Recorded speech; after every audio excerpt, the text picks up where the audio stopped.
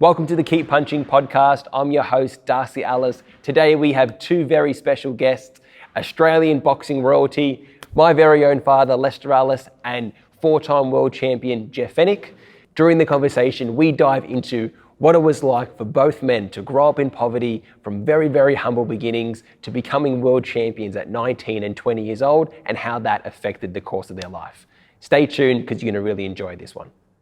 I guess a big talking point around boxing now is people's brains health, and obviously fighters are probably sparring less now than they ever were, obviously to preserve themselves. What was your experience like in the gym and training for a fight? How often would you guys spar? Like I said, I sparred Jeff Harding, I sparred Joe, I sparred heavyweights and Justin Fortune, I sparred all these guys, which when I think of it today was maybe one of the reasons why when my chin finally went, it went, because, I was sparring these bigger guys, But back then it wasn't about how big anybody was, it was just about your pride, and you'd fight anybody. I mean, I know your dad was very similar to me, that put him in against anybody. He's going to go in. He didn't, like I remember when he sparred Gary Ablett. I mean, although one's a football player, listen, the guy's a 120 big man, So I mean, and that can do you nothing but damage later on in your life. My chin's gone too, mate. Yeah. You get a good one, you feel it. Yeah. Christ. I thought, what's going on here? I'm just never stepping to me. Yeah. I've never been, I'm the same. I've never been hurt in my life, and all of a sudden you start getting hurt, and you think, wow, wait, I'll be better tomorrow. But listen, there's no cure for a chin, brother. You can get a knee reconstruction, you can get an elbow reconstruction, you can get your hands operated on. I don't know. I've never heard of getting somebody else's chin. And do you think for fighters the chin is the first thing to go? Like obviously they say, the power goes last, and all great fighters can still punch hard, etc. Do you think that wear and tear? Again, it depends on what you've gone through. Like I said, and I'm not just saying, like I said. Sorry, Jeff. Yeah, no, you talk. I kicked off when I was 12 years old, and I sparred every day right up to I was 17. I mean, every day, 6 rounds, 10 rounds, chuck a bin, Matt. I still love it. And then, mate. Yeah, because you're bashing everybody up, and you never got hurt. Yeah, that's it. And when I was 17, I started peaking, I reckon. At 17, I was killing them. Damages in the seniors.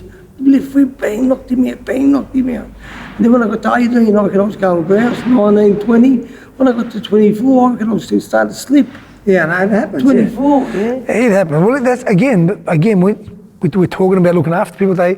If you would have sparred 1/4 of what you sparred, that's not going to happen when you're 21. It's going to happen when you're 28 or 29, because you get more damage sparring. You spar more rounds than we fight. Bloody hell. That's why the Russians turned pro at 25, Yeah. They turned pro at 25, 28 when they're all developed.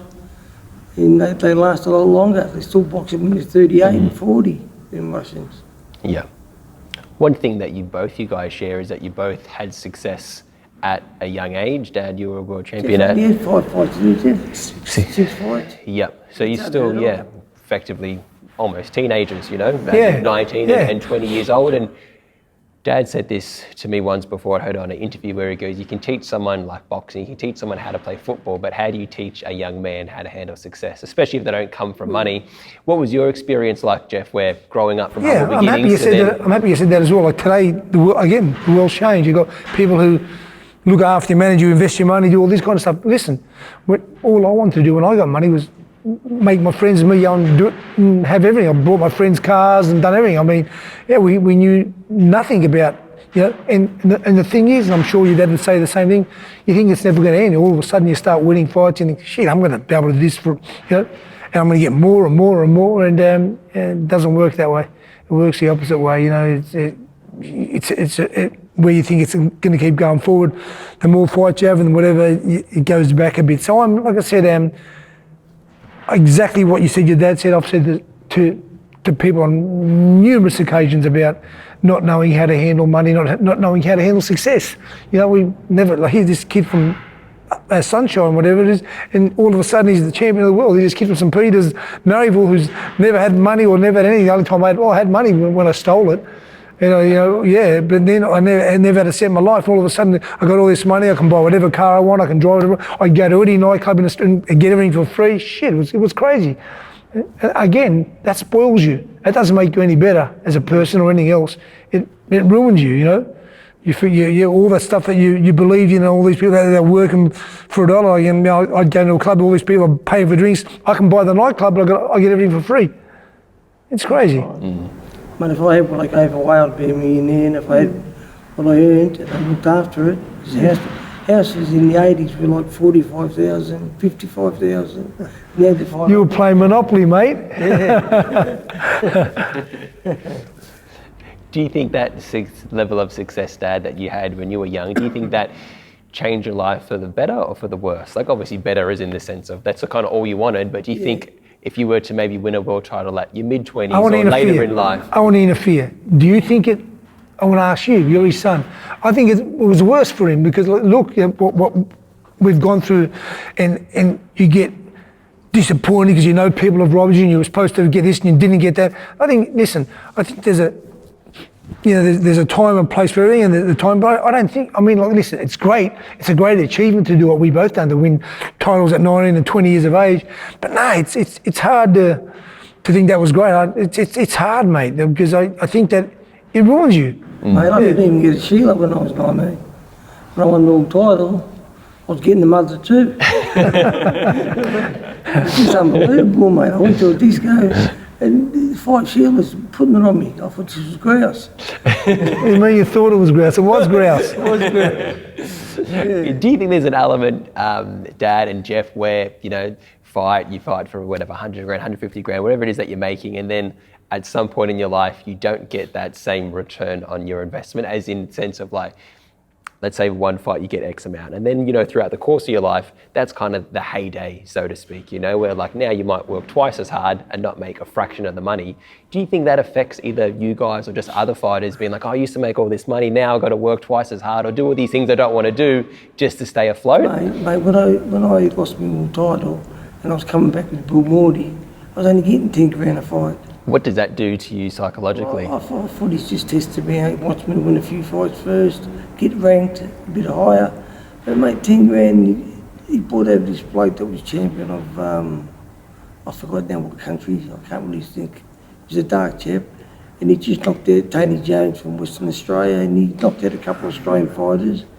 Yeah, and I thought, man, he had a good record, this bloke. I thought 10 grand, I thought, well, I've got to prove myself to Bill. Then he brought over another bloke who had 45 fights, 44 wins, 44 knockouts, and the only fight he lost was to Julius Caesar Chavez, where he got knocked out. So I fought him after he fought Chavez, and I hurt my eye was gone, and my chin was gone too, mate. I got to admit it. I was getting hit and I was staying hurt, I think, Daz, I was going to school, I didn't have a mother. Just the old man, and he was a bit deaf, and he wasn't like a dad figure. He was just go to work, come home, make dinner. Anyway, so I get up this morning and I'm going to school. I said, oh, fuck school.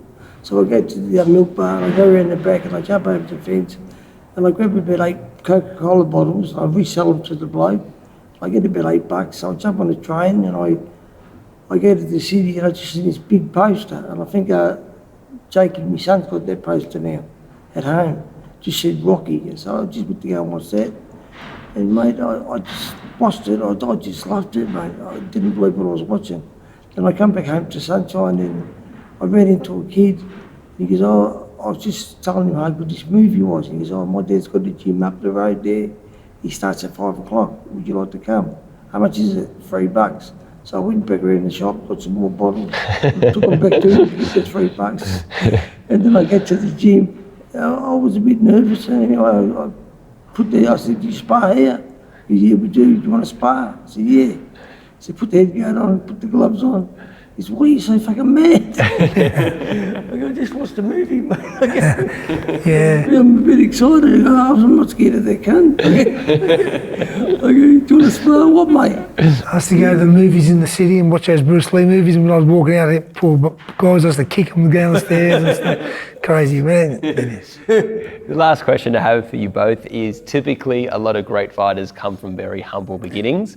Do you think that's a necessity for a lot of great fighters like this day and age? There is other people that come, sons of world champions and people that grew up, I guess, a little bit more privileged. Do you think if you do come from a background that might be more middle class and less kind of from poverty, do you think then people can become great Well, fighters?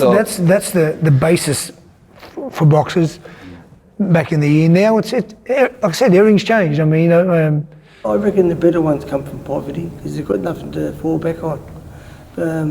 I never earned that much money, but I got $1 million house, but that's all I got to show for 22 years boxing. Some people have a 5-year career, some have a 10-year career. I had a 21-year career. And with all my amateur fights, altogether I had 100 and, what did I have? Altogether 125, and I won 110. I lost 15 fights, amateur and pro. So yeah, I reckon the ones that come from nothing, got nothing, no money, no food, no poverty, they're the better fighters. But today, like Jeff said, it's gone right around for full circle. 2 blokes that have got a name, never boxed in their lives, getting millions. Mm-hmm. I'd fight someone for 30 grand. And was it something that you'd recommend, whether it's young men or young women, for them to have an experience like boxing, whether it's just a training, whether it's sparring, or we do these programs where they train for 8 weeks and in a safe and controlled environment, they have an exhibition match in front of their friends and family. Do you think that experience can help someone in all areas of their life? Oh, without doubt. I mean, like I said, you're not pushing these people to do it. They want to do it, so that's what they're here for. You've given them the protocol. They know what they've got to go through, and they do it. And listen, I'll tell you something. 99% of them love it. Even some of the guys I know that have done this and got beaten up or whatever, or lost one of those celebrity fights, whatever they're called, when the workers fight, but they still love it. They've done something they never thought they could do, and they've done it because you guys have helped them. So that's, take my hat off to you guys. Thanks, Jeff. Dad, Jeff, thank you so much for your time. I appreciate it very much.